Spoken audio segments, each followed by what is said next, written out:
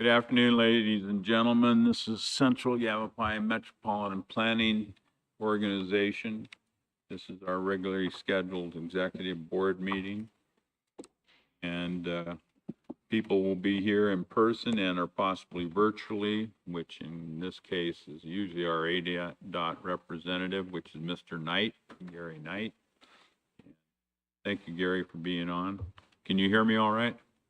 Yes, I can hear you fine, Craig. Can you hear me? Yeah, perfect. Thank you. Thank you. And we want to thank the town of Prescott Valley for letting us use this beautiful auditorium. Thank you, Kel. Welcome, sir. And moving on, there are virtual options for this meeting held on Zoom in our Zoom webinar, and members of the public may register to join the webinar as an attendee as long as they call us in advance and give us an idea who they are and what they're going to be doing. So with that, I'm going to ask for a roll call. Chairman Brown, Here. Vice Chair Hughes, Here. Secretary Treasurer Good, Present. Member Armstrong, Here. Member Palguda, Present. Member Knight. Present. All are present. We have a quorum. Thank you very much.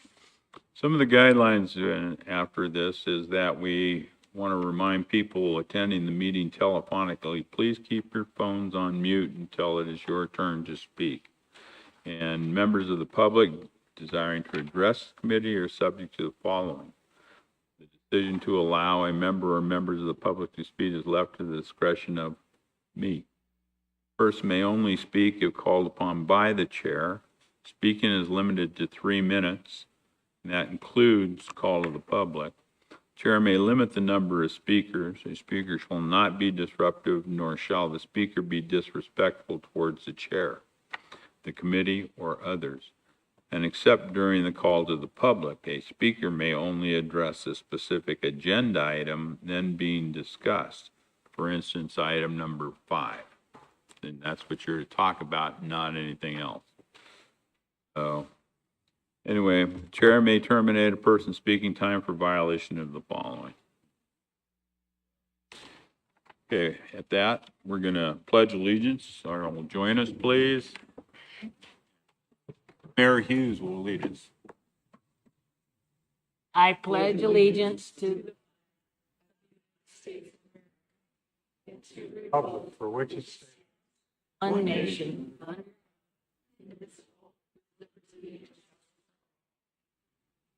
Thank you, John. Yep. Okay, just so everybody's aware of it, we adhere to the federal Title IV policy, and it applies that. It's from the Civil Rights Act of 1964, and it's related to non-discrimination statutes and regulations in all programs and activities. If you're interested in it, look it up. Okay, with that, we'll go to call of the public. This item is to provide an opportunity for presentation and comments by the public on subjects not on the agenda. Please complete a request for public input card and submit it to the CYMPO staff, which is Allison. Raise your hand, Allison. And any members of the public attending virtually wishing to address the board may request a speaker provide a written comment by using raise my hand. Q&A comments features available through the webinar. Board members shall not discuss or take action on matters raised during the call to the public. The board may direct staff to study the matter or direct that matter be rescheduled for consideration at a later date. Okay. Who do we have for call to the public? Anyone? Mary Mallory? Thank you for being here, Supervisor. I see no comments at this time, Mr. Chair. Okay, good. No cards or letters? No. Okay, so we'll move on from call to the public to number 5. Consideration and possible action to approve the June 21, 23 Executive Board regular meeting minutes. Did everybody get a chance to read it? Here so. I make a motion to approve. Second. Made by the mayor and seconded by Tom. Favor? Aye. Any opposed? Aye. None Mr. opposed. Chair, this is Gary. Something's happened with your audio. There's an echo and it's very distorted. And it wasn't at first when I tuned in, but it is now, and it's not just you, seems to How's be it most sound of now? them. That's better. That's better? Okay. Gotta eat the microphone. You still got an echo. Okay. Shouldn't be that way. It should be picking up. You would think. Member Knight, can you? Apparently not. We're checking again to see if you can hear us, Gary. Allison's trying it on a speaker that's up here. It's on a phone. Can you still hear us? It's distorted with, and there's an echo. How about yours, Kevin? Is yours coming through? You're No, fine. Gary, I'm getting the same thing. Okay. How about now?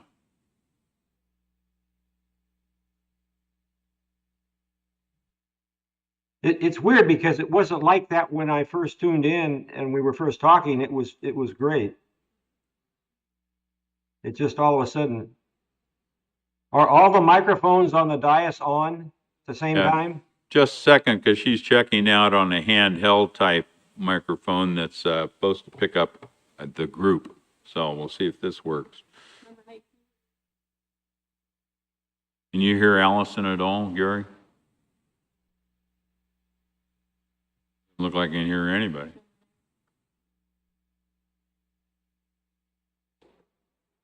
Hello? How about? Can you hear now?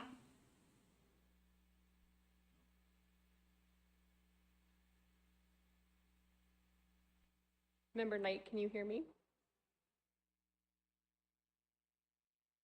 Kevin, can you hear us all right?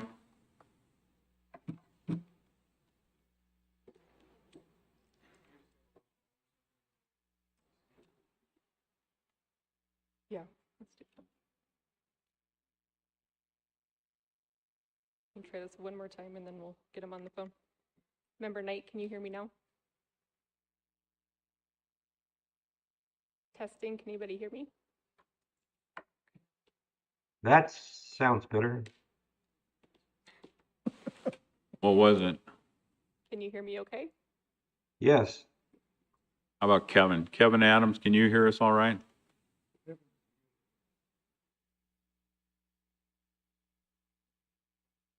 Kevin, I see you typing yes, so.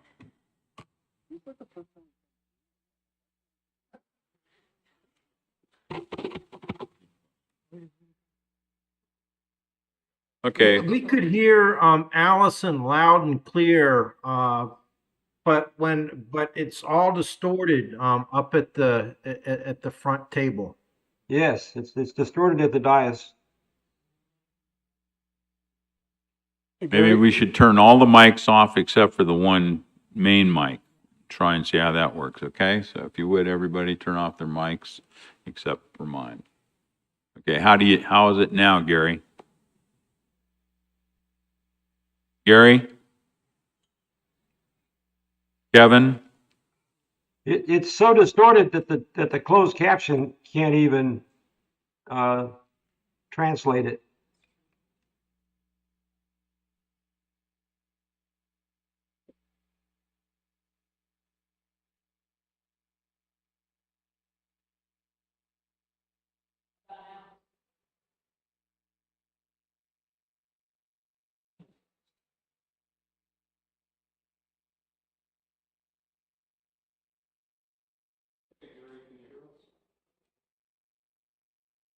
Vinny, do you want to get him on the phone? We can do that.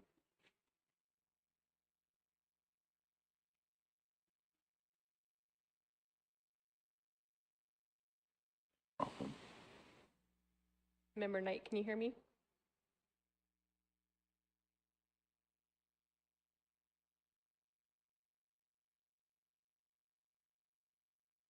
Have any idea? Okay, Vinny.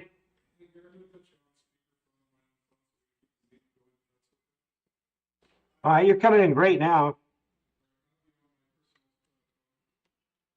Okay. No problem there. So you can hear us now? I can hear you now. Yes, that works good.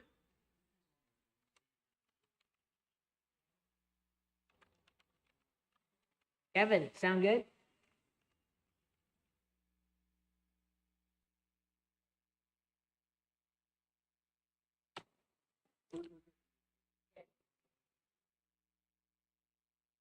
Okay, we're moving on to item number 6. And Vinny, your CYMPO Executive Director, welcome to the new staff, SR 69 Preservation, Arizona Rural Transportation, and the Summit. Go ahead and give us a report. Yes, sir. Mr. Chair, members of the board, my apologies for technology. I appreciate staff. They come out and they practice with the town staff and everything works until it doesn't. So would like to introduce our staff, would like to announce that we are fully staffed and would like to introduce those on our staff. So to my left, if no one knows, it's Desi Zurcher. So Desi, wave to everybody. And Desi comes way of Supervisor Gregory's office as the executive assistant. Prior to that, Prescott College. Desi is going to be our program coordinator. She'll be assisting with administrative duties and also helping out with program and grant management. So we welcome Desi. Would like to introduce our new planner, Leslie Contreras. Leslie, take a wave. Leslie is our newest planner, replacing Lindsay Post. Lindsay comes way of the Prescott Valley Economic Foundation for the last several years. So very experienced in engagement in the region and throughout the area. So we're grateful to have you, Leslie.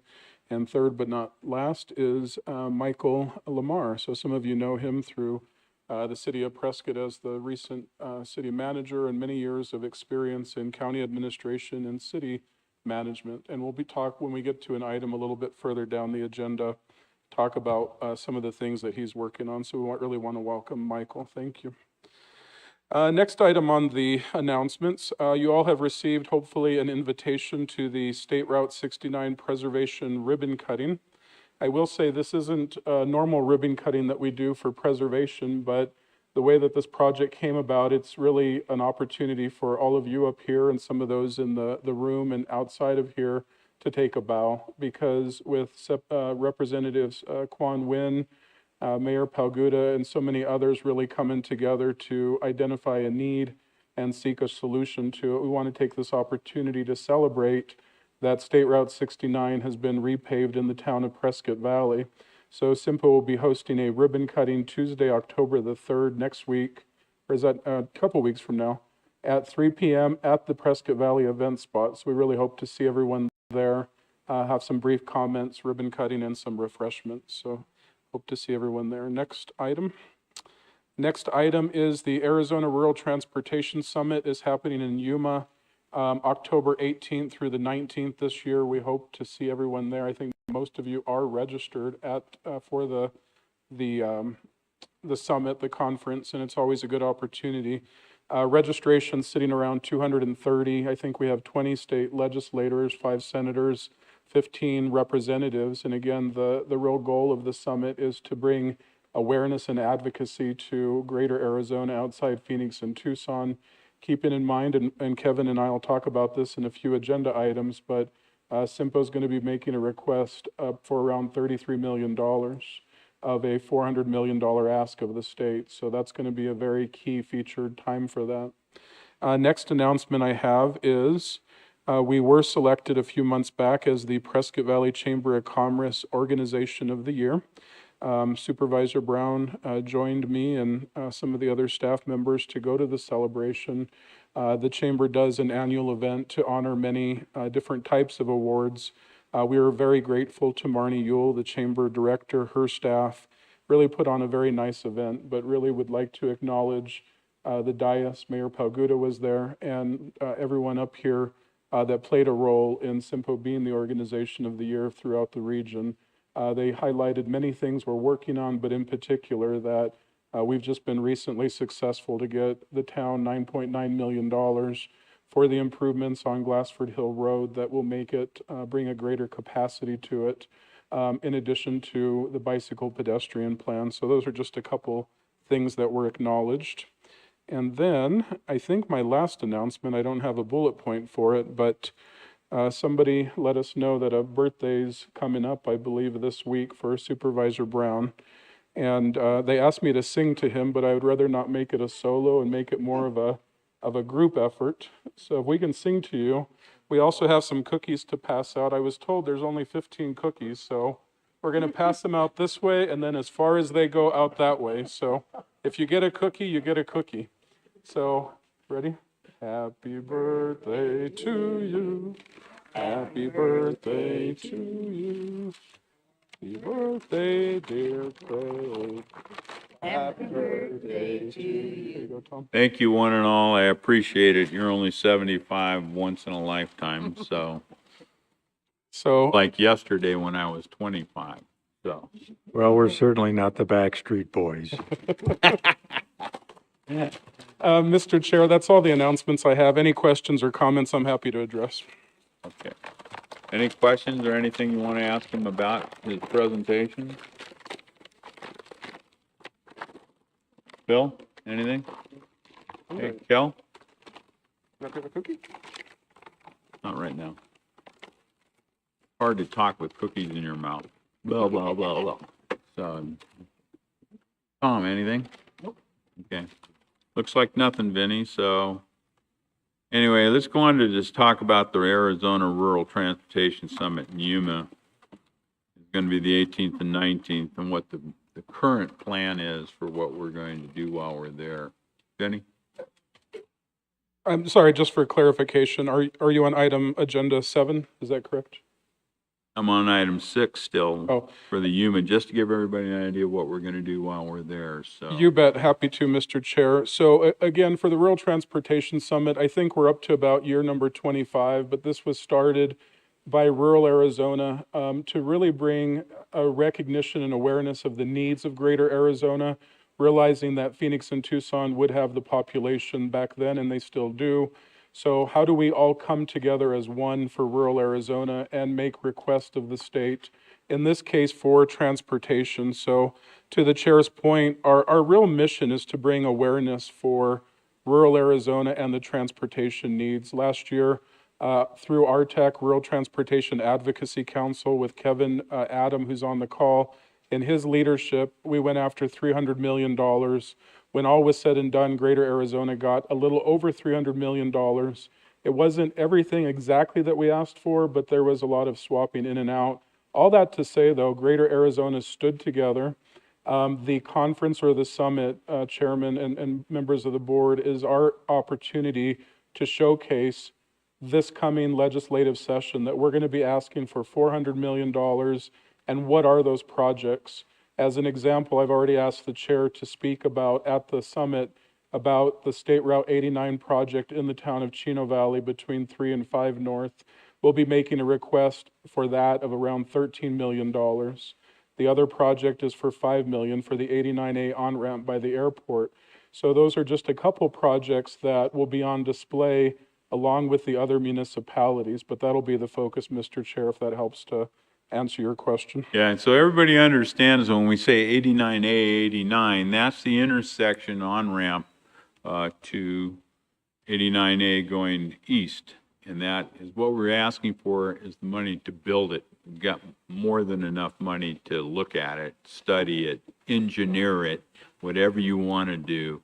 But now let's build it. So it's one of those things that we're trying to push forward since it kind of got screwed up last time. So, lack of a better term. Mr. Chair, I have a question for Vinny. Only in your city, you're not allowed to ask questions. Vinny, now that the registration for the Rural Transportation Summit has been closed, can we get a copy of the list of attendees? Mr. Chairman and Member Good, absolutely. Happy to share it with you. I have a list. You mean total amount of people that are going to be there, including us, right? Not just us. I want to say I have a list about a week old, but I'm happy to share that with you. Happy to pass that on to you, Member Good, and anyone else that would like it. Why Absolutely. don't you give it to all of us? That way we know who's going from the other counties. Will do. All right. You're welcome. Now, the Arizona Rural Transportation Summit in 2024. Vinny's come to me and asked me about having it here in Prescott, and we want to let everybody have their 2 cents worth on that, so. Thank you, Bill, thank you, Mr. Chair, members of the board. So, over the years, the responsibility of the Rural Transportation Summit has fallen onto the various metropolitan planning organizations and the Council of Governments in Greater Arizona. There are 6 MPOs and 4 councils of government. What we've done historically is that the directors have worked with the other directors and have shared this responsibility. So realize that the summit, we don't have someone come in from the outside, an event coordinator, but instead the staff host it. We've tried to share the duties over the years. I think in the 25 years, Prescott has played host to 3, 4, or 5 times or so, but we've had our fair share, but we have rotated it. As we've announced, this year it's in Yuma. Last year it was down in the southern part of it, or I'm sorry, it was in the city of Maricopa. CYMPO hosted it about 6, 7 years ago. When I was in Havasu, we hosted it once.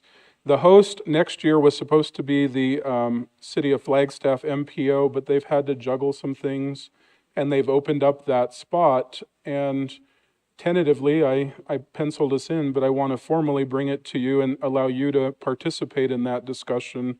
I think it's an incredible opportunity for all of Arizona related to this conference to come here, to feature the area, the region, to see what we're doing, to interact with us. It's an opportunity for us to really set an agenda and speakers and just really bring attention to this topic. So all in all, great opportunity for engagement, networking, politics, and economic value.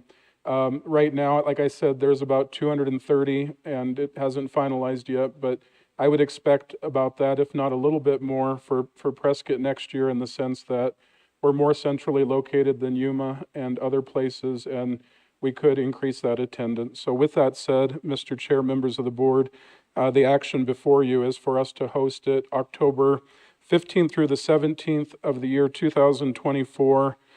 We've already tentatively have approached Prescott Resort. Thankfully, all of October is booked except the week that we needed. So the planets are aligning for us. And the question before you is, can we officially host the summit next year? Happy to take questions or comments. Bill? Yeah, I think that's a great opportunity. Certainly would save me a lot of gas and driving time, along with everybody else here. So I'm sure almost every attendee would much rather be in Prescott in October than Yuma, or Maricopa for that matter. No disrespect to any of those great cities. But I think it would be a great opportunity for us to be able to highlight our area and our quad cities along with the county, and be able to have some conversations with some of the state representatives that might help some of our other legislative activities and goals over the course of the following legislative session. So I think that'd be a great idea, and especially now that we know the resort is available. I think I'd like to support it and advocate for it. Bill? Good job, Vinny, stepping up and putting us in the hat into the ring. So whenever you have an opportunity to highlight a region such as ours, we need to take advantage of it. So good job. If, I think it's a great idea. I would like to see us, though, this time try and, highlight, like you were saying, some of the activities that are available here in Prescott Valley and Prescott, and or anywhere else for that goes. But, so we have something for them to go and do as a plan, evening. Maybe use one of the transportation systems to get people. Talk about that a little more, about the details. Great idea to have it here. So, John? I agree 100%. Anytime we can get legislators and that to come up from Phoenix on I-17 might help us get some more accomplished. And then around our area at the same time. But no, I agree full-fledged. And Vinny, thank you for getting everybody on board and trying to keep the eye on Prescott so we can move forward. Tom? Completely agree, and I believe those of us in Chino Valley be happy to help. I'd like to see us all, if we have a chance, to have some little part in it to some degree. That way we get the whole region covered, so.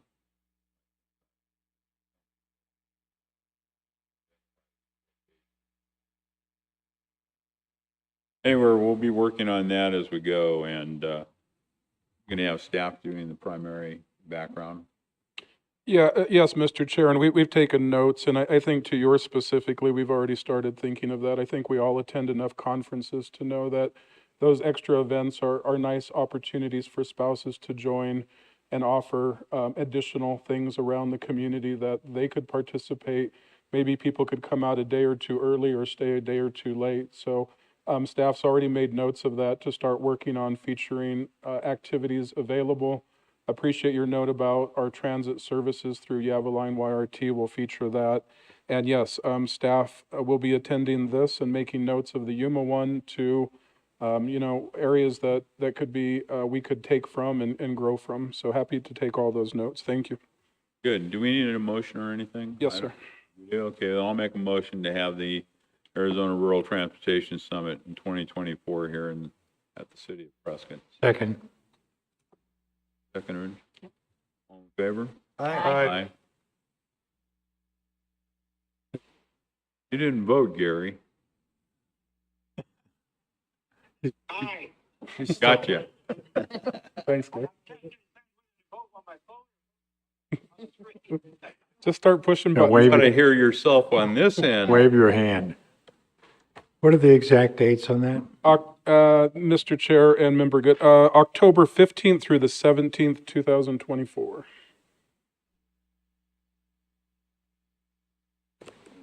Okay. Consideration and possible action to host the summit. We've already gone through that, so that doesn't need to be a separate item. And you'll let us know who's on, we talked to as far as getting information to, and who's going to be in charge of the committee, shall we say. Yes, sir. Okay, good. All right, State Transportation Board District number 6, term is expiring, and he's in the appointment process. So with that, first I'm going to ask Gary if he has anything he wants to say, if we can hear him. So, Gary, your term's running out, so what's up? What do you got plans for? Okay, can you hear me now? Yes, sir. Okay, I've got an echo on this end. Let me try my phone.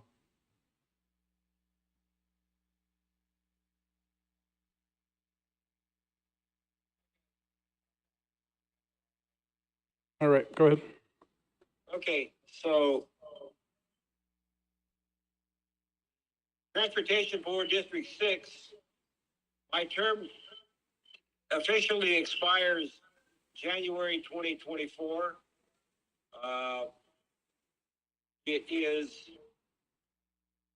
Bobby County's turn to provide an appointee. They've got a couple of people that are already working on applications. Basically, what it amounts to, there's nothing. It can start now, but until the legislature actually convenes, because once you fill out the applications and get all your paperwork done and turn that into the governor's office, the governor normally opens the, and I don't know exactly how this governor is going to do it. Normally the governor opened the position for applications, and they start taking the applications, and then governor usually has a committee of 2 or 3 people that interview the candidates. From there, they choose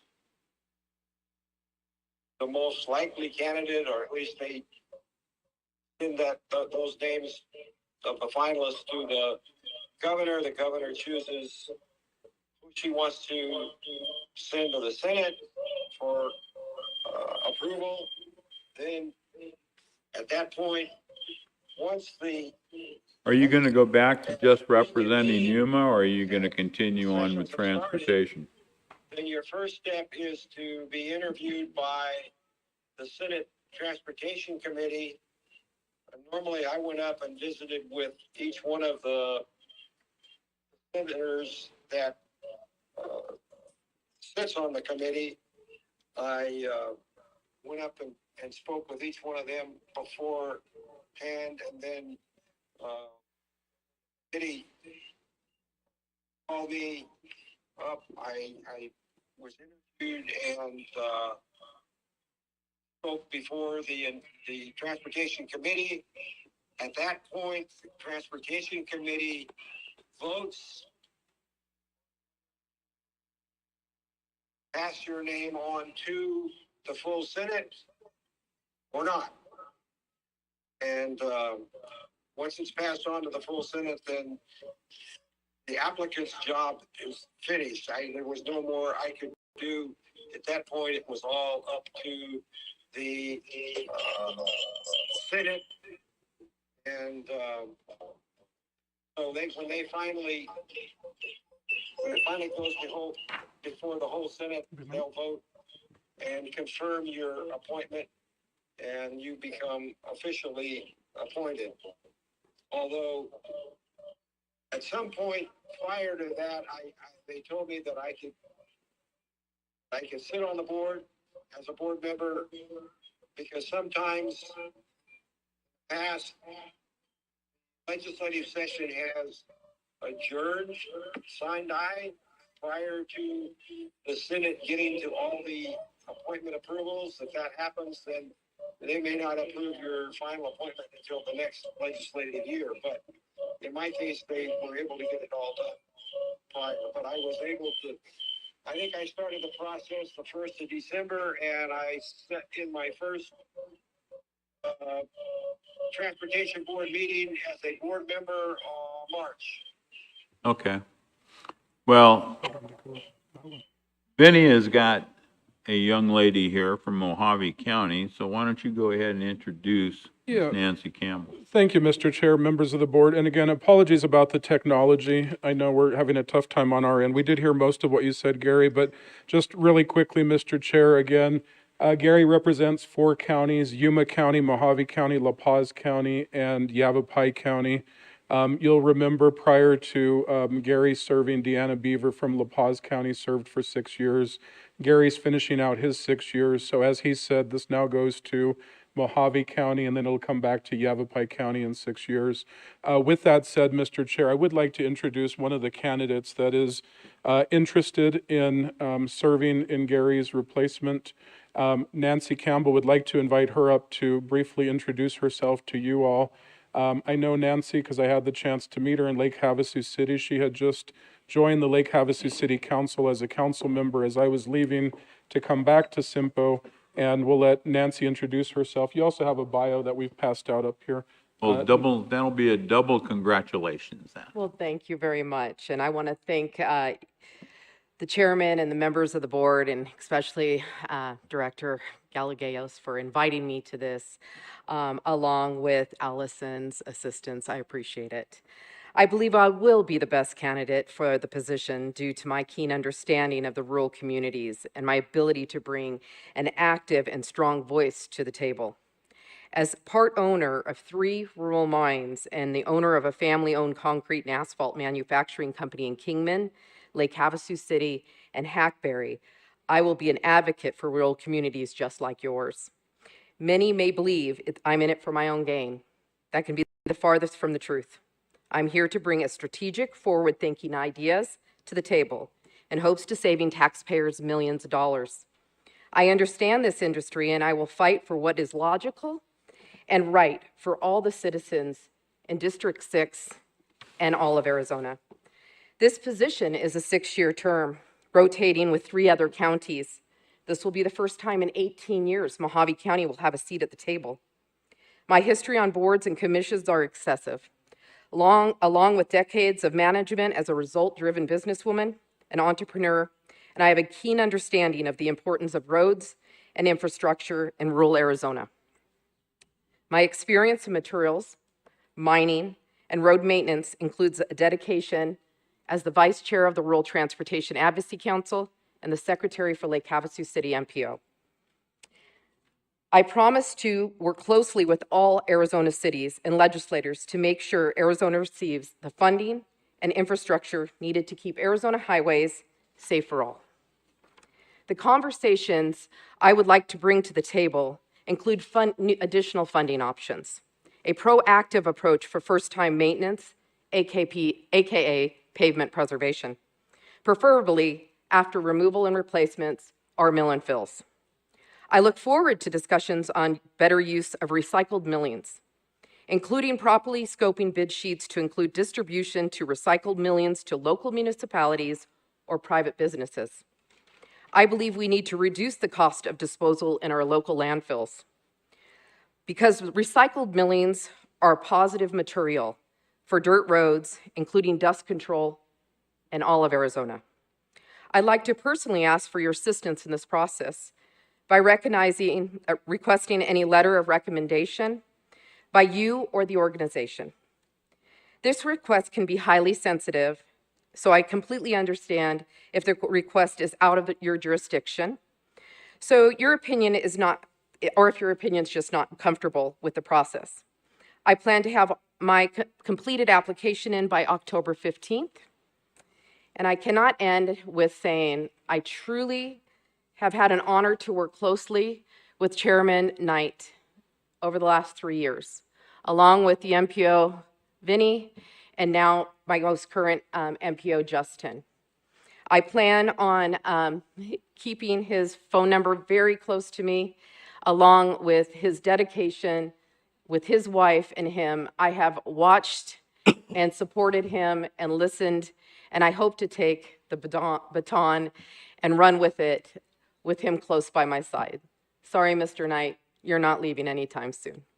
So again, thank you all for taking the time to have me here today, and I appreciate any comments you might have or questions.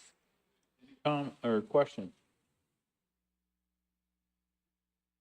Thank you. Thank you for volunteering, sort of, and we appreciate it, you know, participation with us, and we look forward to it, so. Well, thank you, and I look forward to serving in this capacity as well. Thank you. Thank you. Thank you for coming here today. All right, moving on to regional development updates. Vinny? Mr. Chair, members of the board, as I introduced Michael Lamar earlier, would like to invite him up. And as he comes up, would like to reintroduce this particular role that CYMPO has. If you remember back to our work program and the adoption of it, it is a new position. The new position, as I outlined then and remains so, is to really help us to development partnerships throughout the region for all of transportation. One of the key areas of transportation, as we've talked about over the years, is the public transit. This isn't going to be a sole area, but it will be a main area. We've talked about Yavapai Regional Transit, who I see Tom in the back area there, and we know Yavaline's well underway. I don't see Pedro in the room, but we thank the town of Prescott Valley in that. Along with, we recognize that annually, the urbanized area of Prescott and Prescott Valley receive about $1.7 million annually. It's been around a little over $1 million for the last 21 years now. And that money, even though it's our tax dollars designated for the purpose, we've never really figured out a good way to keep our tax dollars here working on our behalf. So we've given this assignment to Michael, one of many, to help keep those dollars in the community working on behalf of the YRTs, the Yavalines, the community. We really want to see Michael engage Embry-Riddle, Yavapai College, our various hospitals and other organizations and develop those relationships to ensure that we can work a transportation network that has everybody at the table. So, long introduction. I'd like to invite Michael up to share what he's been up to in his short few weeks, and he can give you an update on some transit and some trails. Michael?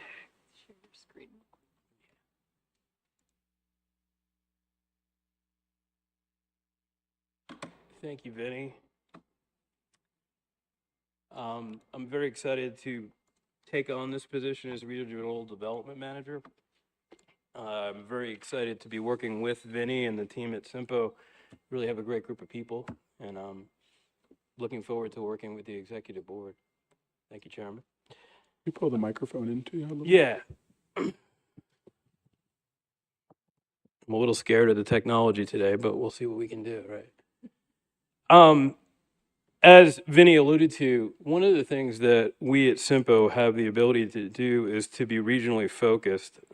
We can be a regionally focused public entity that looks to ways to better facilitate regional discussions about issues of regional significance, specifically transportation, but issues beyond transportation as well. Hey, look at that.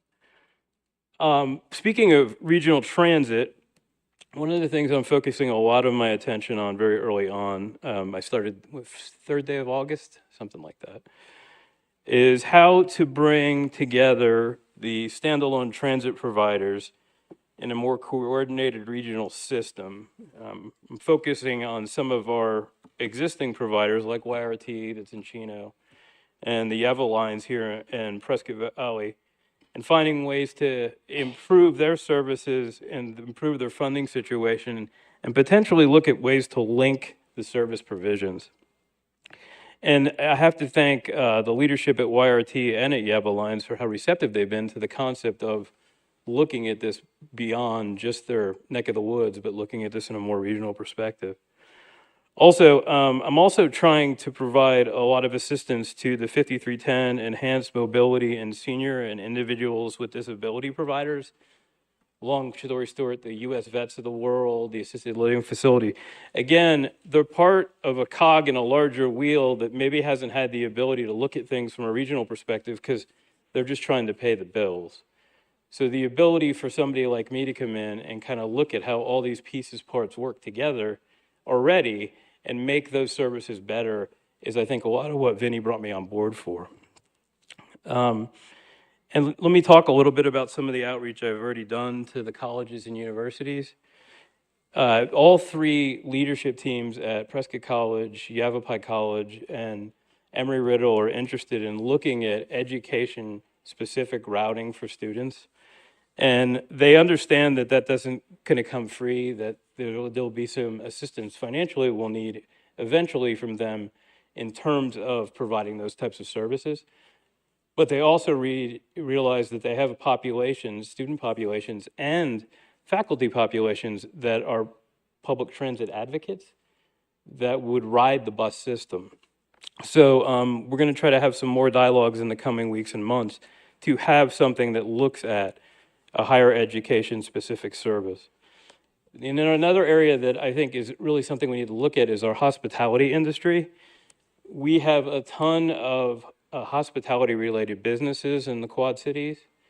A lot of the owners of those facilities or places of business don't have easy access to their employees.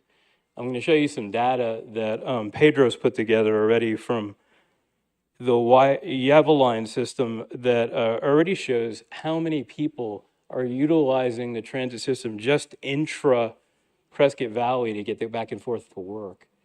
In fact, let me go to that right now. And I don't think Pedro's here to do these slides himself, is he? All right, so I will not do nearly as good of a job because this is his gig, but I will try. This is a startling statistic to me, the number of riders and total rides just in year 1. If you look at this, it's almost 17,000 rides just for year 1, which is tremendous, I think, in the first year of a new system. And also, if you look at the trend lines, the last 5 to 6 months are showing an increase of an average ridership weekly from 466 up from 341. And from what Pedro shared with me, this is with virtually no advertising or marketing because he wanted to get his feet on the ground and get this system running in an operational manner that was successful before going too far out there on a limb. This data is actually very comparable to the data for YRT. I think Tom's here somewhere. Tom, if I misquote this, stop me. But your ridership is right around 16,000 rides a year as well. Is that correct? So, you know, this is kind of an interesting low hanging jewel in this community that I don't think people realize. That's 32,000 rides in the Quad City on the two systems already. Before we look at ways to better link these systems, these are almost standalone systems. But the idea of having these systems as kind of our basis or our framework for what could be a very robust product.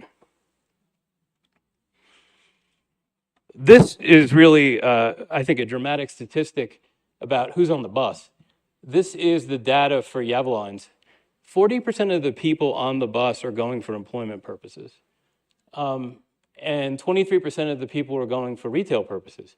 So either directly by providing transportation for employees, for employers, or actual transactions at a marketplace, you're looking at 63% of the overall ridership is really already devoted to those kind of economic pursuits, which I think is pretty impressive. And this is just an intra Prescott Valley system. So this system is just running here.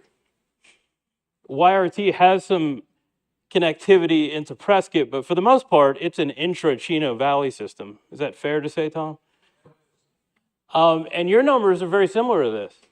I mean, this is going to sound very anecdotal and not very important, but you know, one of the things I thought was really dramatic when we spoke to the Chino Valley Town Council is the YRT system makes 11 stops a day at the Safeway in Chino Valley.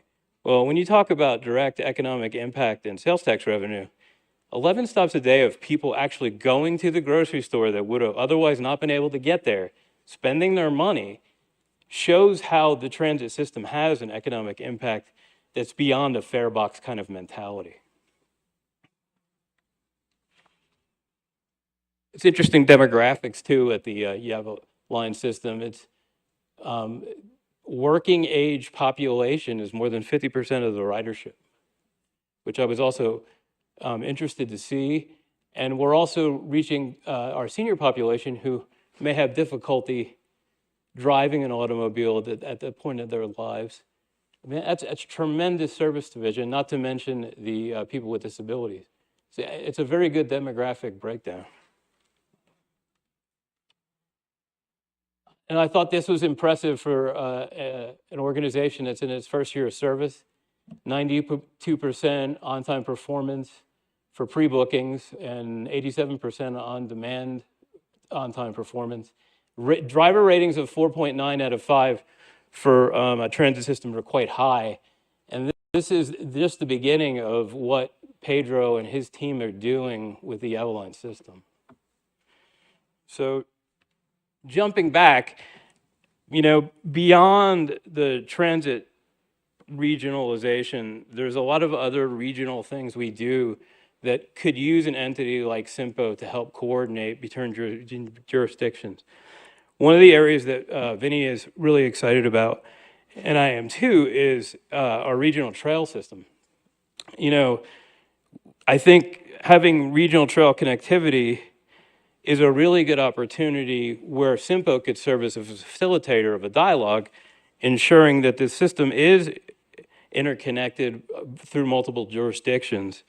And we've had some very preliminary discussions about the trail system that's going to go in at the Glassford Dells Park and Park project, and how CYMPO could bring to the table all the entities to try to talk about planning this and performing this in a manner that makes a ton of sense. Well, why would you do that? And what's the value to that?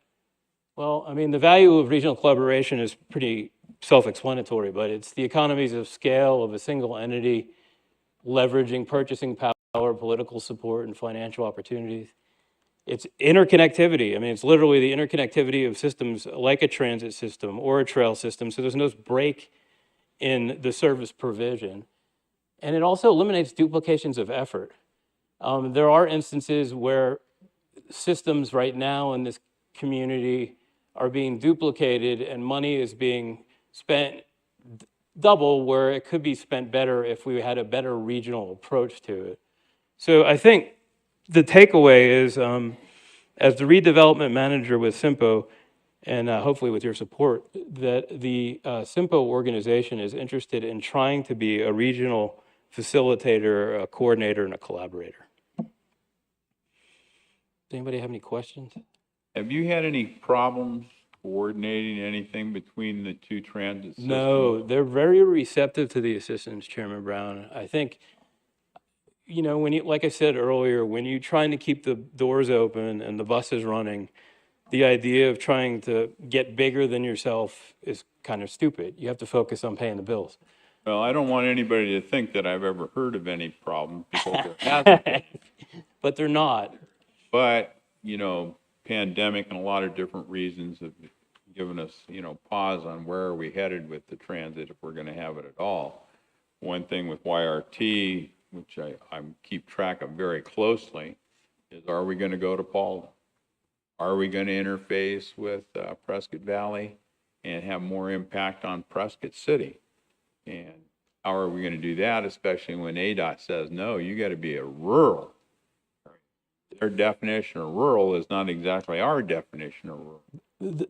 For the system to operate under some kind of overarching leadership, there's going to have to be some changes in the minds of how ADOT looks at the world.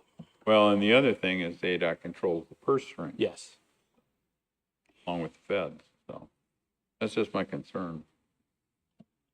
Anybody else? Anybody else? Mr. Lamar, I think you're right on target on trying to join the two, or not join them, but just try to leverage Better both coordinate sides them. and see what works best. So Ms. Reuter's in the back there with Town of Prescott Valley, and her and her team with Pedro are out there just killing it. I know in the beginning when we talked about this, there were some doubts on the success of Yavaline, but I think it's getting better and better every single day, and the numbers show it. Yeah, I mean, the biggest thing for us is just not to reinvent the wheel, is to build on what's already a good foundation and find ways to work together. So. I'm sorry, the times? Yeah, and if you also look at the numbers too, we can't even, we're taking into account the first 2 or 3 months of that where it was just barely getting going. Yep. And then it started to level off closer to, you know, February, March, and then that's where you started to see a good strong average. So these are numbers with the early days averaged into it. So I think that's important to. I think everyone should be cautiously optimistic about the future of this endeavor. Mr. Chairman? Yeah, I do have some questions. What is your cost per rider right now? I would hate to speak for Tom or Pedro because right now CYMPO's not operating a system. They are. Tom, do you have any numbers off the top of your head? Can you Tom, come up here to the mic, will you? So Yeah, everybody those of can. you who don't know, this is Tom. Tom is the operational manager for the YRT system. Come on up. could you come on up, please? I'm sorry, it'll be for the microphone. I know you didn't expect this, but I'd hate to answer for you and give a wrong answer. So. Tom, the question was the cost for per ride, if you can. Our costs per ridership right now is about $28 roughly. How much? $28. And what? Okay, and there is no fee to the rider, correct? There is no fee currently to the riders. Our board is going to vote on this. It may be reinstated after the first of the year, but the board has okayed free rides until January 1 of 2024 so far. Okay, so your free rides are based on basically your overhead and other expenses, correct? That is correct. Not offset by any funding by riders. No, No, there's no fare box at this point, is there? there is no fare box. Now with Yavaline, do have a fee, do we not, in some cases? Correct. Okay, so Very that minimal. question would be is on their ridership and that basis. Those that are paying something, we've got to make sure that we add that number in there. Correct. So the overall cost. That'd be correct. Okay. Yeah, I think that's primary my concern because I've looked into public transportation systems pretty extensively. And from my research, there isn't a single public transportation system in this entire country that doesn't require substantial taxpayer subsidies. None of them can stand on their own with fares being able to pay for operational costs. So I'm sure when you're looking at initial ridership, it's very easy to get people to want to do that because their cost per ride is almost nothing. Now, I know that, I agree with you, Phil, because then the next question is when YRT starts charging, whatever it may be, nominal or not, will your ridership continue to be the same? And that's a cost benefit analysis that each system's got to have Yeah, to look at. no doubt. Well, we talked about that at the Board of Directors meeting, and we believe that our ridership possibly could go down. But again, you don't know until you implement the program and put the fares back in, then the proof will be as you move along through it. But right now, our ridership is very substantial. It's not increased a bunch over last year. Last year, we had 14,608. The prior year, we had 12,597. It's probably So COVID impacted at We, some point. yes, we had an impact by COVID, and we don't know the impact that we'll have when we go back to charging, but it looks like we will go back to charging for rides. so how do you cover your costs? Where does the funding come from? We're funded through ADOT, through the FTA, and that's our main course of funding. We're funded by the county, and we're funded also, we will be requesting from Chino Valley some additional funding and private donations and other grants that we've applied for. Member Good is correct. There is no self-sustaining system off of Farebox anywhere in this country. It's a matter of how you view the system, and I think there's two schools of thought. If it's a means to an economic end, in other words, you're getting people to work or to retail outlets that would otherwise not go, then there is some rationale or rationalization for the investment into the system. I mean, the New York subway system doesn't pay for itself, but it certainly moves a lot of people from a location to their place of business. A lot of it has to do with how you view a transit or a transportation system. And if some of these large employers or academic institutions are benefiting They need by it. having access to a transportation system, it seems logical that they should provide some subsidy to the system Completely to help agree. support the benefits that they're receiving. Completely agree. I agree as well. And if Now, I I can, know- I'm sorry. Additionally, nationally, there's a heavy emphasis on electric buses. So I know you've had a big cost to set up your system, to buy vehicles, get maintenance capabilities and things like that. What happens if you see your cost for fuel skyrocket and then having to acquire all electric buses and be able to switch over all of your vehicle maintenance and bus units into a totally new type of system? Have It you would looked be a at that? dramatic impact here, and it would be a dramatic impact everywhere else in this country that they're using. That would apply to fire trucks, police cars, Yeah. utility vehicles, not just public transportation. Well, and I can personally speak about fuel and maintenance. It's been a huge issue for us this year. Well, I think it has probably for all the cities and counties, we There's all no have the doubt. same kind of expense. No doubt, because when you set your budget, you can't set it based on what you anticipate happening, and that's what happened. Yeah, there's too to much us. fluctuation in the fuel market right now to make any long-term plans. Well, I think it's important to be able to have some long-term financial plan so that Completely boards like us can look at what the eventual cost could be and be able to get the support of the public to have to pay for those additional taxpayer subsidies. Completely agree, Member Good. Or to what the mayor is saying, that we have talked this to death. It's time to do something. And we've talked about the expansion of YRT. We've already seen Yavaline producing well, but it's not 20, doesn't operate. No. We want to go to extend out to Dewey Humboldt. We haven't done that yet. It's time we get something going, and it takes some type of action with ADOT to get them to come around to a new thought process, maybe that we need to try that as well.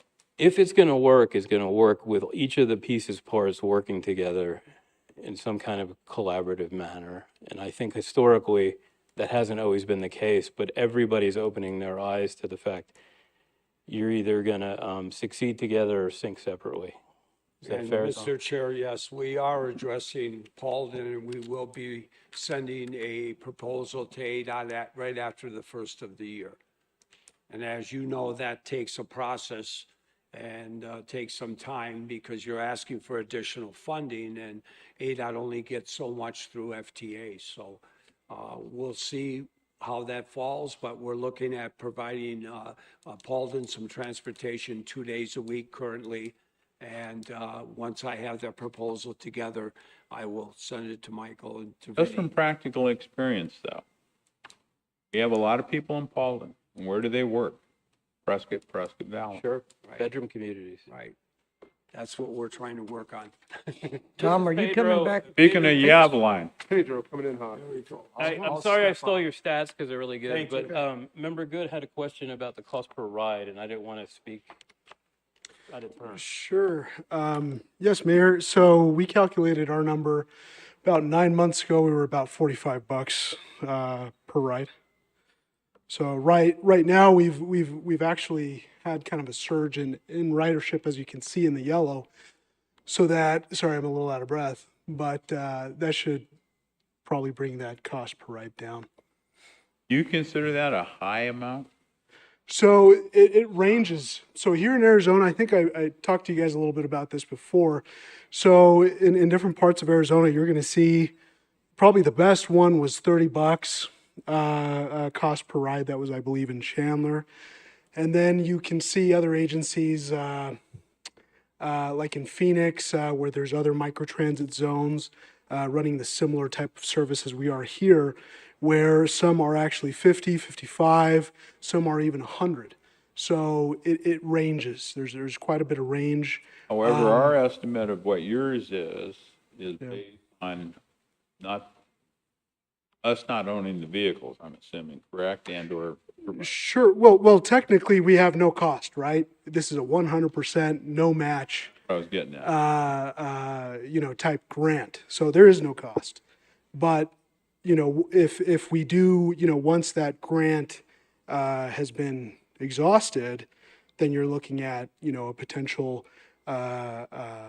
local match requirement. So that is we're really not providing that cost, that full cost, as the federal government provides 80% of capital and 50% of operations.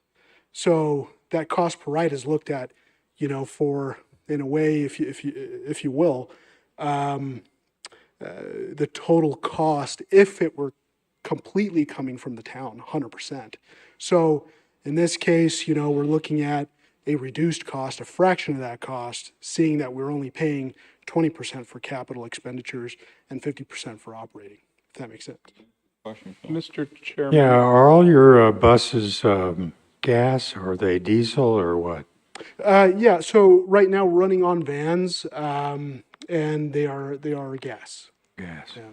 Mr. Chairman, can I offer just, if Pedro, to offer a little clarification for the board? I think it's critical that you highlight YRT is, there's a route, they have a fixed route, whereas you have more of a demand response. I think because they heard some dollar amounts from Tom and now from you, but if you can highlight a little bit more of the differences there. Sure. So we're running a demand response type transportation system. It's a little bit different.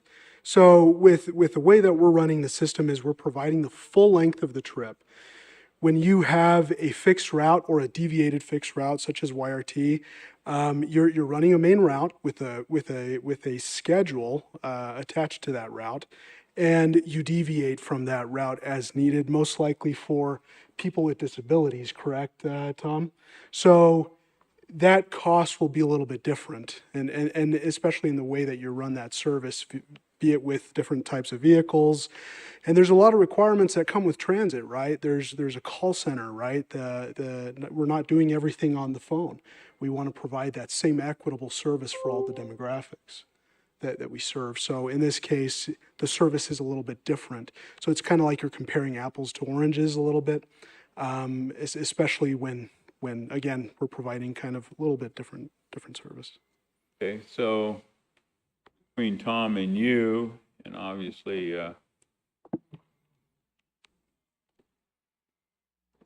sorry, I'm having a It's minute. okay, Michael. Michael, when do we think we will be able to move out of this? Fragmented system. Well, the financial 100% ends July of 2025. Is that correct?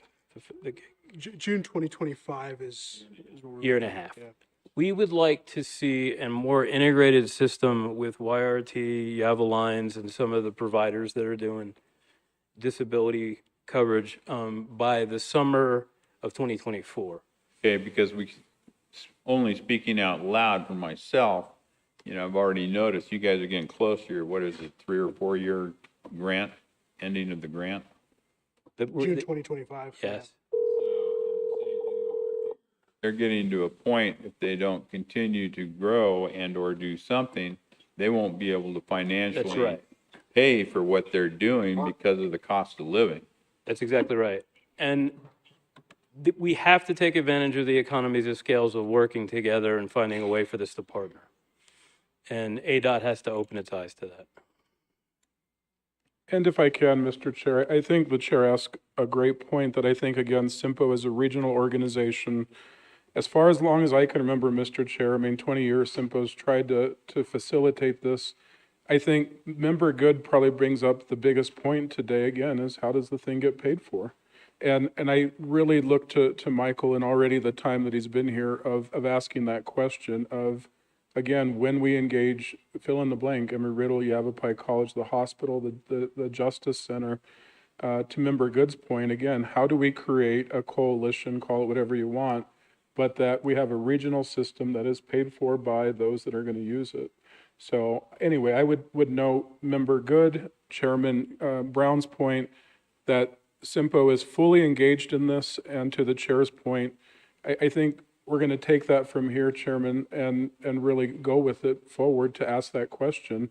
Well, I don't want anybody to get the false idea that I don't agree with Phil in regards to it. There is not a single transit system in the United States I'm aware of that works efficiently.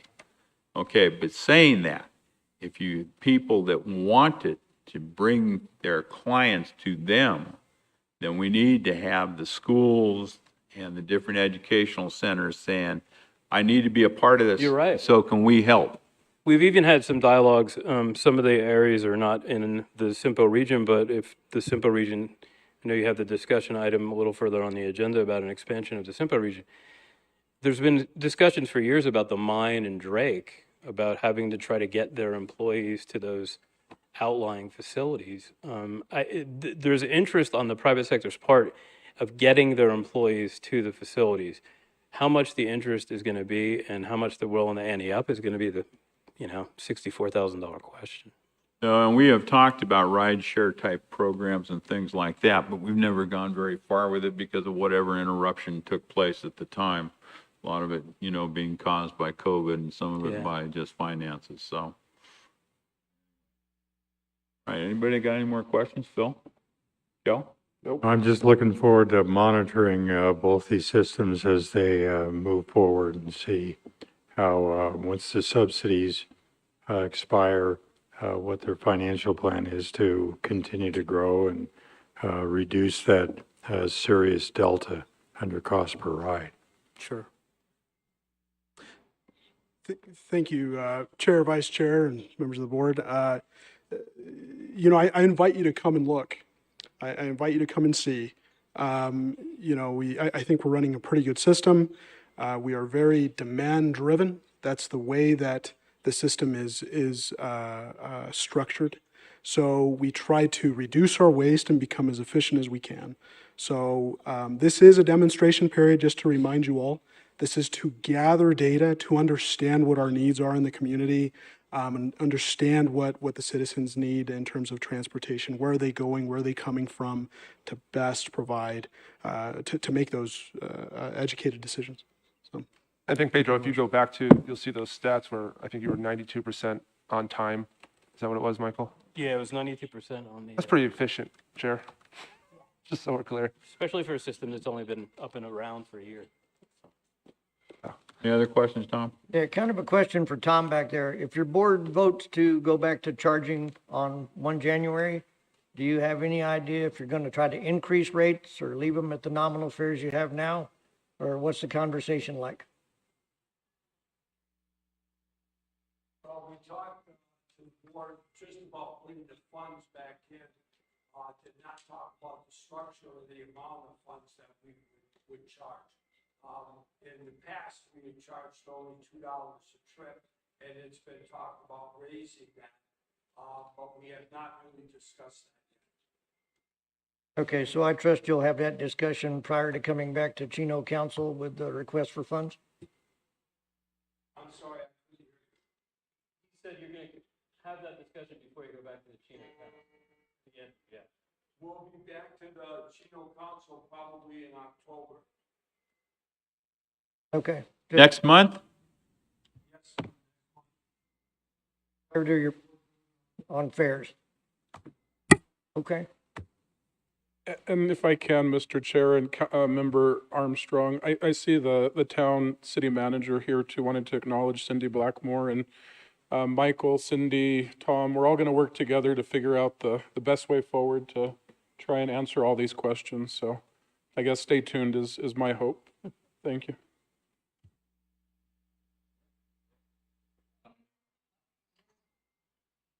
Thank you very much. Thank you, Michael.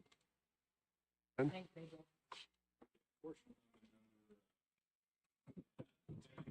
Updates. Sundog Connect. Good afternoon, Mr. Chair, members of the board. As you are all aware, CYMPO has a number of planning processes underway, and I'm here to provide some updates for you. The Sundog Connector Design Concept Report and Environmental Overview continues. We have public open house number 2 scheduled for next Thursday evening from 4 to 6 p.m. at the event spot here in Prescott Valley. Just some housekeeping notes on that. If you plan to attend, parking is along First Street, primarily in front of the property. There's not a lot of on-site parking. So we just want to make the public aware of that there is parallel parking along First Street, which runs along the front of the group of the strip mall, essentially, that the event spot is found in. The background for the public open house is that the alternative selection process and technical analysis continues with our AECOM technical team. Interim findings will be presented at the public meeting, and that will include the output from the most recent stakeholder meeting, which was in May, and that was an interactive process as well. So the AECOM team has a great evening planned for us and for the public, and we look forward to sharing more about the project with the public that evening.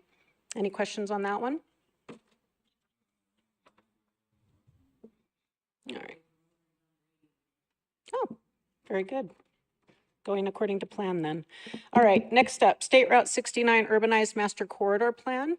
We're about 9 months into this planning process, and the background traffic modeling is what is primarily underway right now.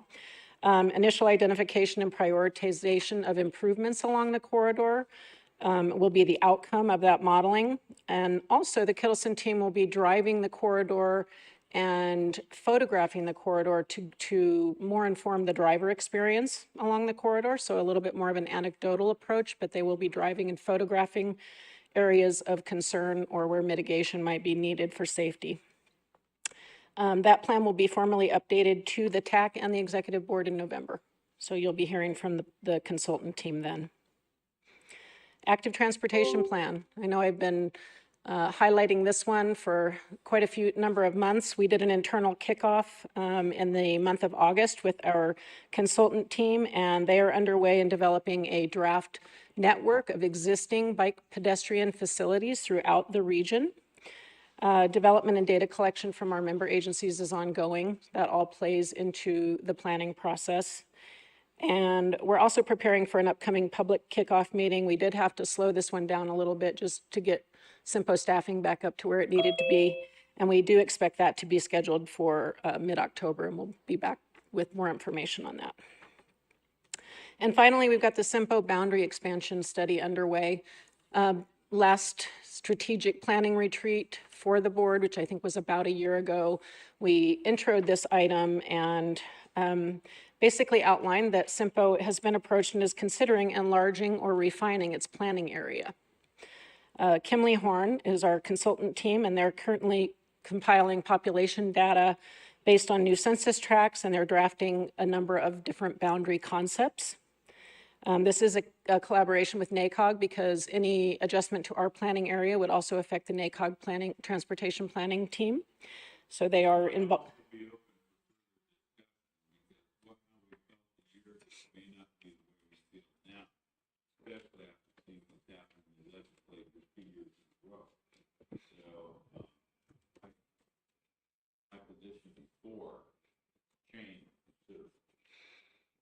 Thank you, Mr. Chair. We do expect for our consultant team to provide a full presentation of the options and what the planning process has revealed about what those the boundary scenarios might imply for the region and for the organization. The full discussion will be slated for the January strategic planning retreat, so we look forward to rolling that out for you all then.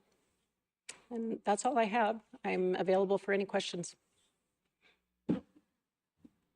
Thank you, Bryn. Can you get the definition of where the urbanized corridor for 69 starts and stops? Yes. It is the full corridor from Prescott to Dewey Humboldt. So it is a 17-mile corridor.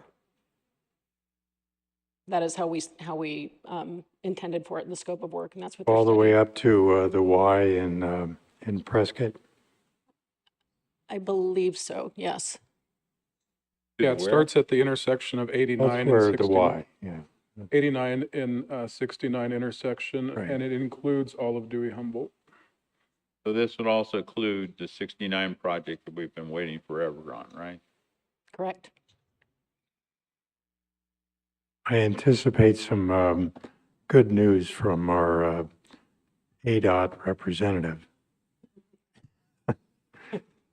I like the spirit of that. And I agree with Chairman Brown that I think we need to take another look at what the boundary expansions might consist of, at least as options, because of some of the concerns that we now have in the legislature and the parties involved.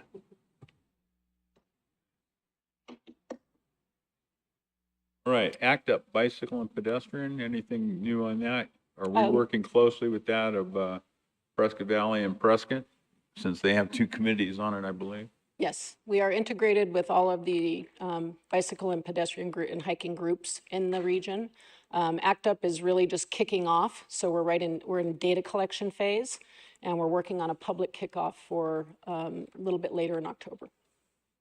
Is it going to interact with our trails?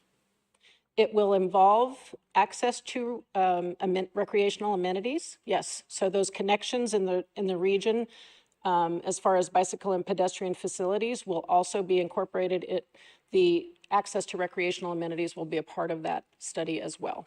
I'm kind of a visual person, so I'd kind of like to see what you've got for ideas as far as, you know, things that interact with trails and things like that, going from, you know, Dewey Humboldt all the way up to or the northern section of Chino Valley, because Chino Valley is also working on plans in regards to trails and additional activities in conjunction with the Forest Service.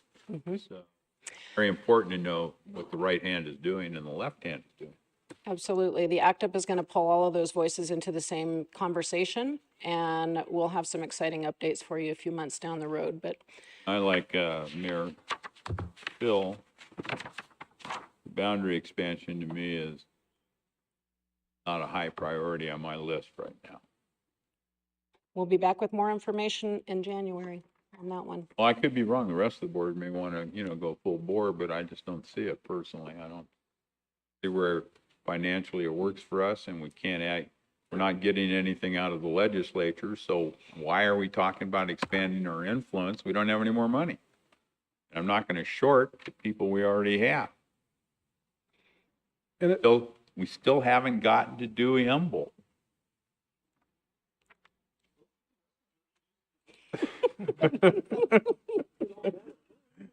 It's okay, shoot the messenger. Okay.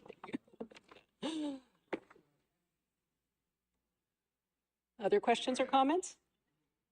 Oh, shut up. It's a birthday, but Yeah, it's your Oh, birthday. that's right. Birthday liberties. Okay, moving on to Rural Transportation Advocacy Council RTAC update, and Kevin. Kevin, are you still with us? Mr. Chair, we have no idea where he's at. He's probably in cyber world right now trying to talk to us. So Allison, do we have him somewhere?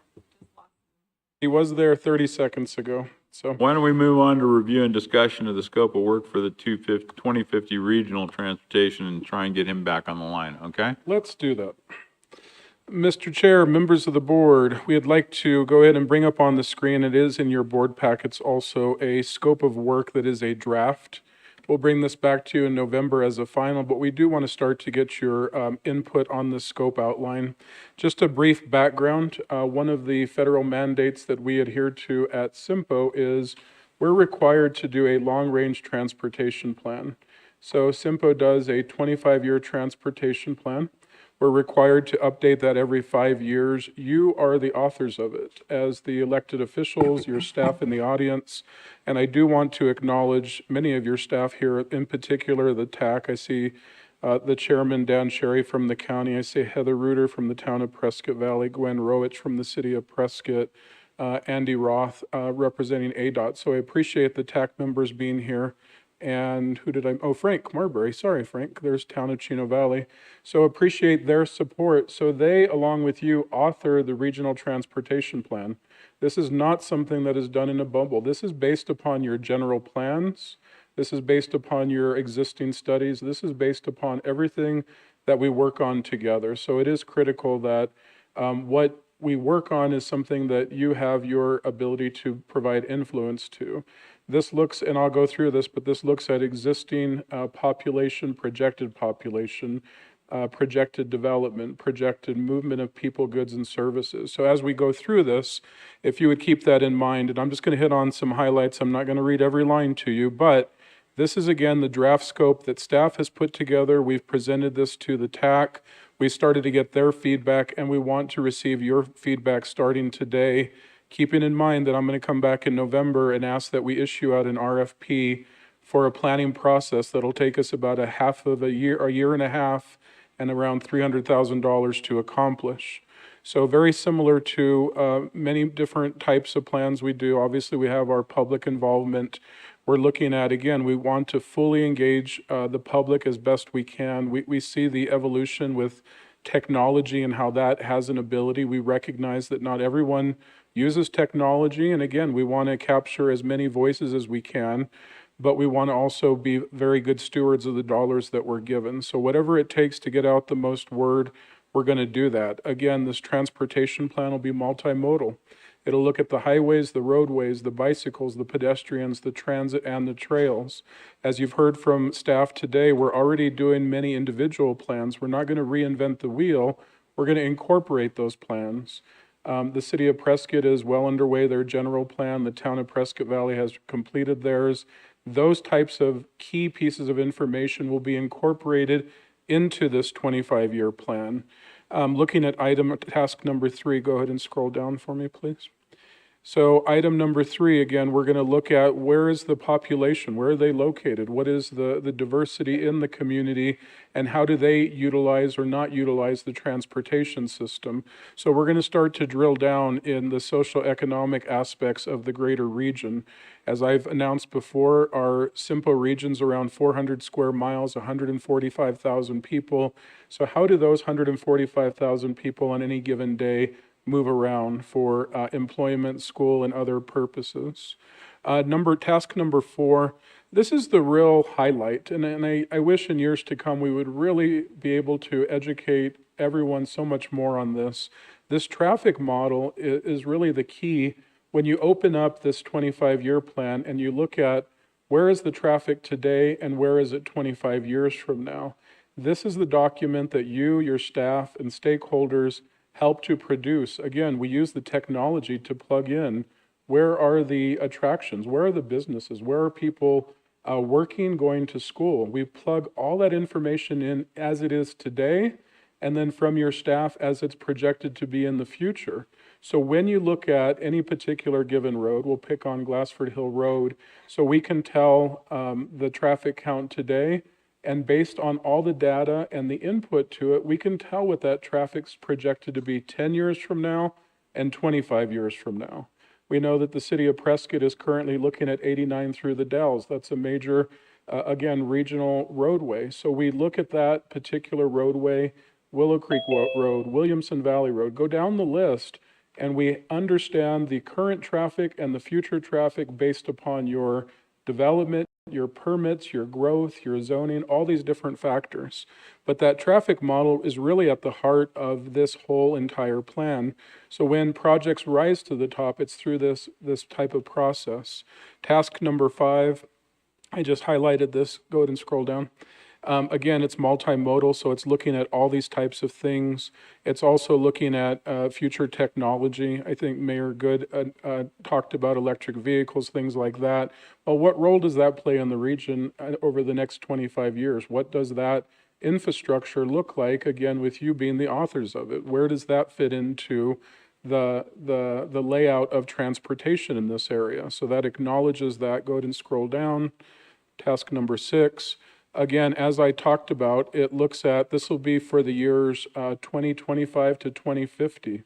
Currently, right now, you have in place a 25-year plan that's the year 2020 to 2045.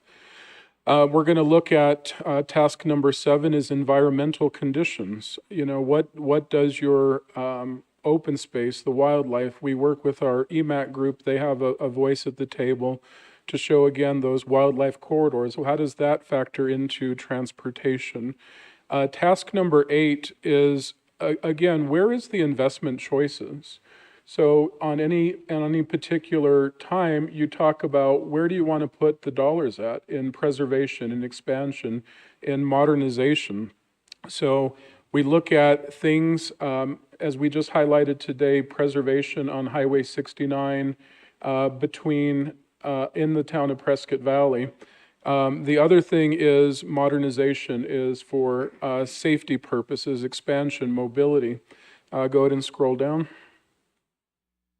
And to wrap up, again, you're going to have a final product, task 11, we added to that. Again, how do you pay for all these things? We know that you, again, are trying to stretch dollars on behalf of the taxpayer as best you can.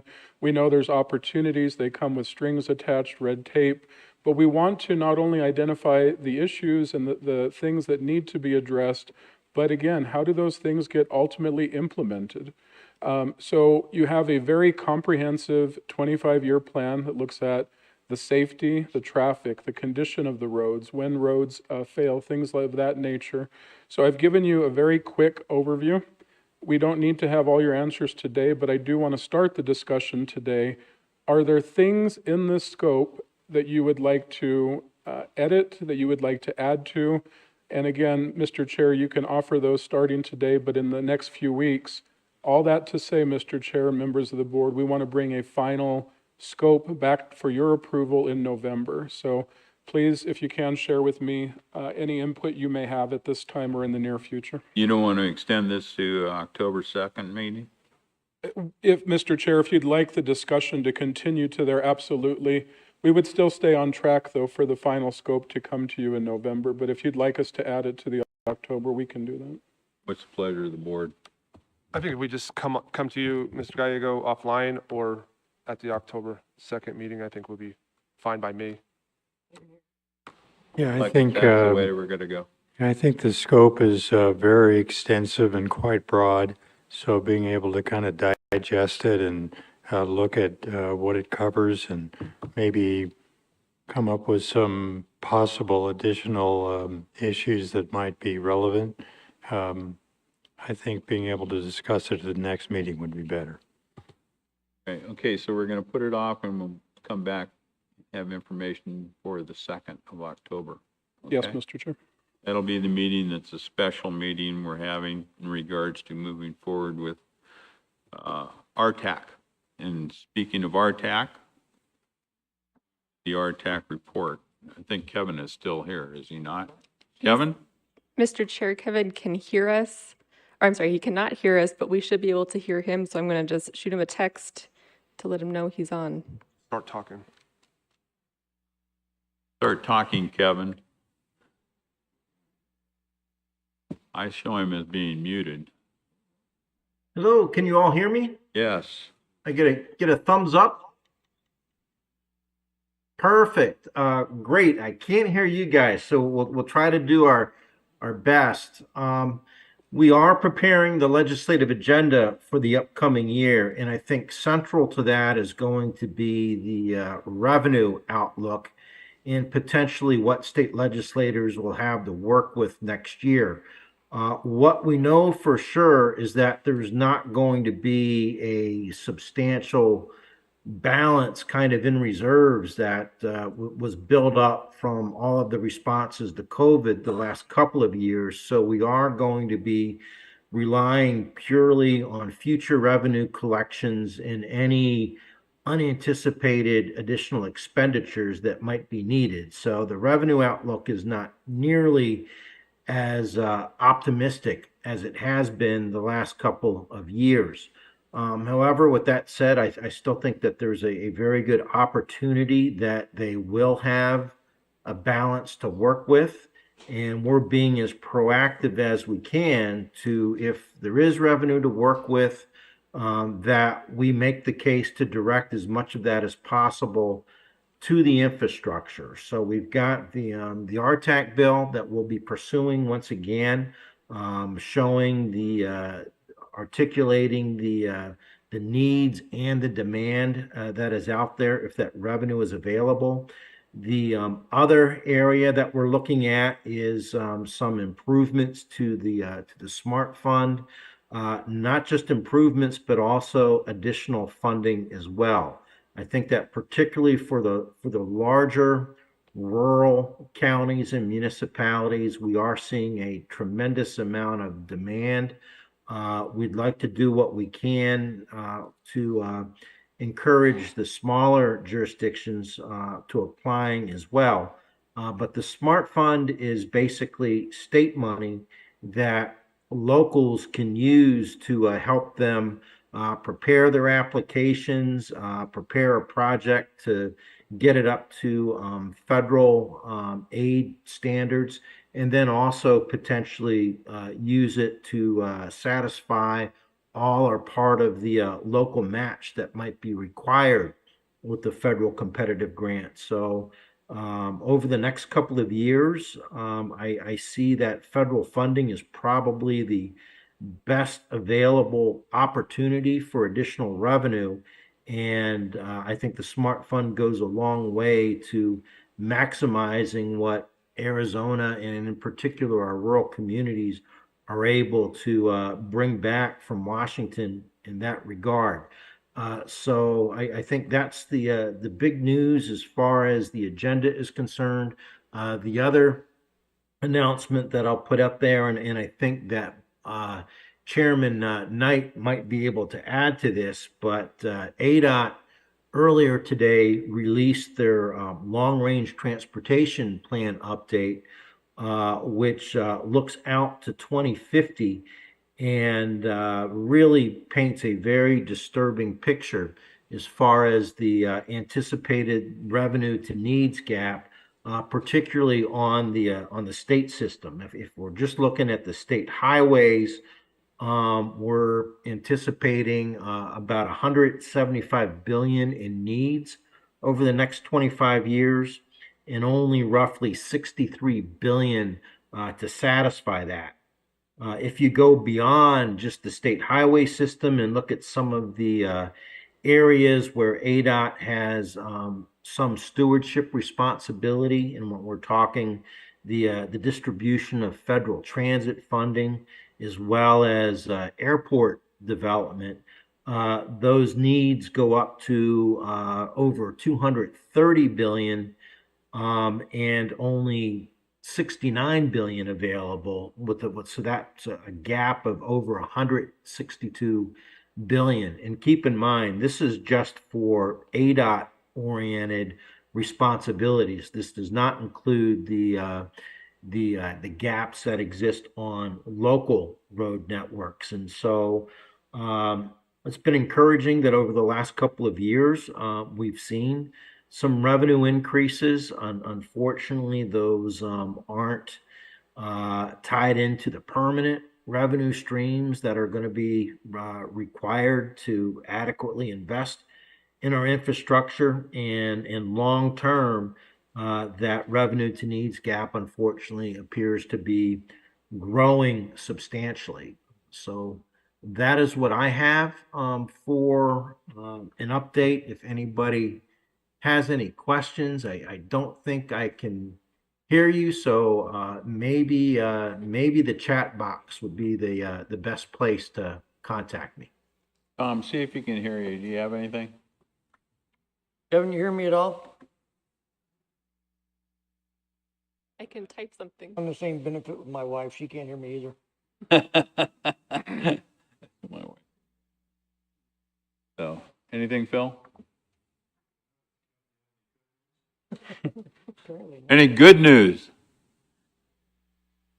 He can't hear Comment. anything, Mr. All right. Okay, we'll pass with that then, move right along. Okay, thank you, Kevin. And now with the ADOT Northwest District report. Number 13, Mr. Chair. Okay, thanks, everyone. Thought we were letting that go Yeah, we haven't, until October 2nd. no, that's a different item, sir.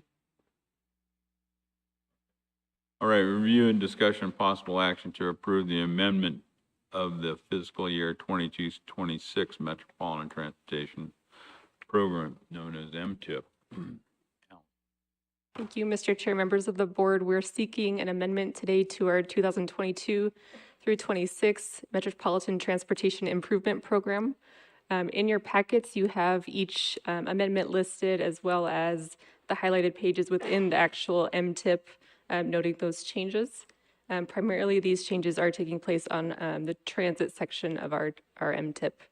If you have any questions, we're happy to address those. Everybody had a chance to look this over?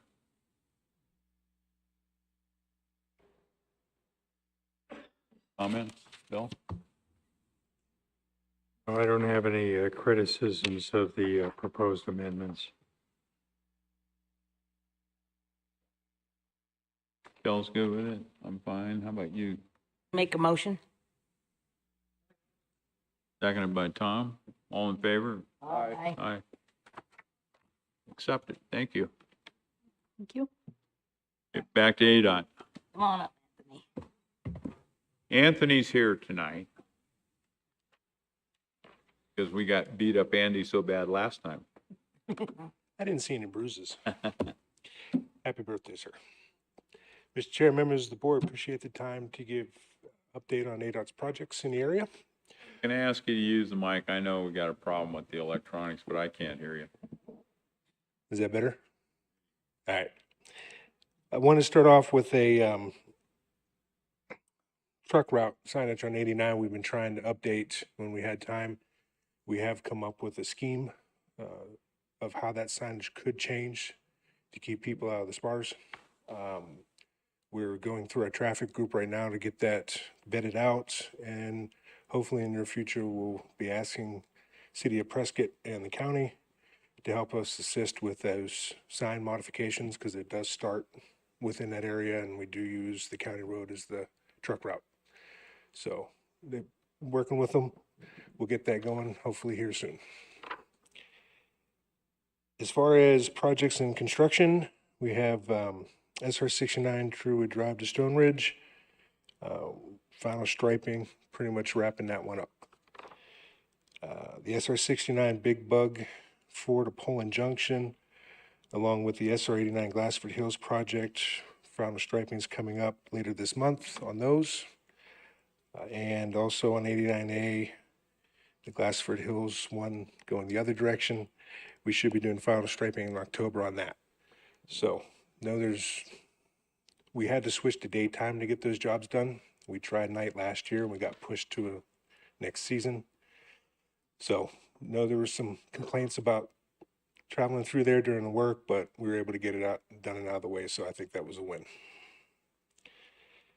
The I-17 Sunset Point rest area, that has pretty much been completed. We have a few punch list items. The temp rest area is down, the new one's up and running, so we're good there.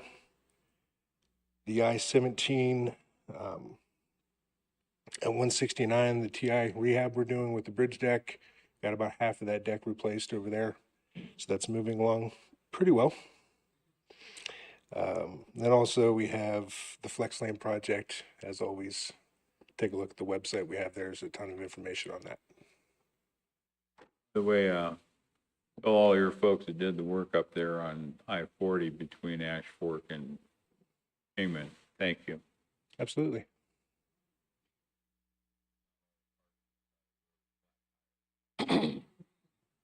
Finally. Any questions for ADOT? Well, I do have future projects, but if there's any on the current, by all means. Are they paving from Anthem to Table Mountain Mesa? Anthem to Table Mountain Mesa. Ready to pave that right now? I haven't been down there in a week or two. On the Flex Lane? Not the flex thing, but yeah, whatever you want to call it. Yeah, from Anthem. Okay, perfect. Sorry. Okay, it's all good. For future projects, the SR 169 Grantwood is a centerline rumble strip out to 17 essentially. Those bids got rejected. They were 37% over the estimate. So that one will have to get looked at again and re-advertised. For Mayor Good, the SR 69 Prescott Lake to Heather Heights project, we were 11% over on those bids, but we're gonna have to wait to see what they recommend to the transportation board. But that they have been open. Another minor delay? Hoping not. I've seen 11% go in the past, but I can't speculate. Hopefully I have good news for you. Percent is not that far off considering we've been waiting for 10 years. So let's Understood. call it 1% per year. That should get us approved. See what I can do. All right, thanks. Yep. SR 89, Paul and Ash Fork Sunline Rumble Strip. We have a bid opening in January on that one. SR 69 to 169 Roundabout. Pretty close to nailing down the final striping. I actually just saw a rough estimate come across my desk today as far as getting that going. So I think we're moving forward. All signs are looking good still. So hopeful there. But design will be underway shortly. SR 89 at Little Ranch Road. It's a left turn lane up in Paulden area, I believe. Anticipate bid advertisement fourth quarter 2024. And that's it for future. Any questions? Any questions, Tom?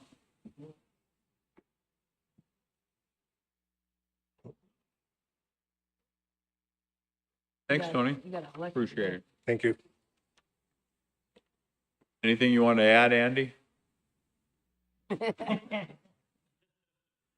Right. Okay. State Transportation Board report.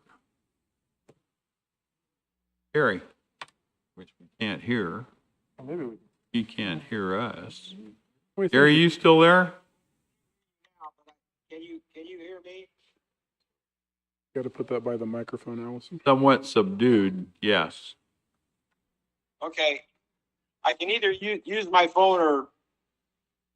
You're good right now. We can hear you, Gary. Go ahead. Is it better now? Yes. Okay, I'll leave it on. I've got an echo, but that's all right. I'm only going to bring up one thing. There's economic strength projects every year. That's starting, I think, last year. There's $1 million. There was 300,000 left over, rolled over from last year. So this year we had 1.3. And with a 1.3 million, there were 9 applicants, and Camp Verde applied for 500,000, and the State Transportation Board awarded them the entire 500,000 that they asked for.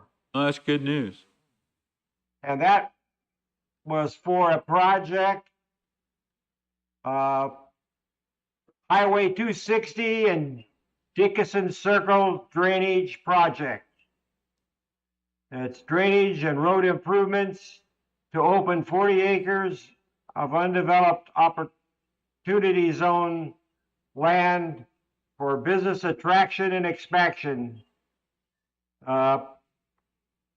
Protect the town's main water line and mitigate risk flooding.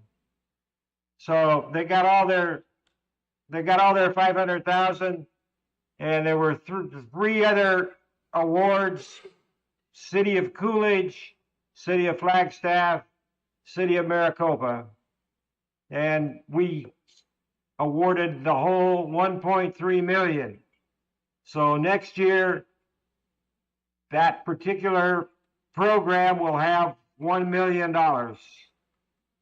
And that concludes my report.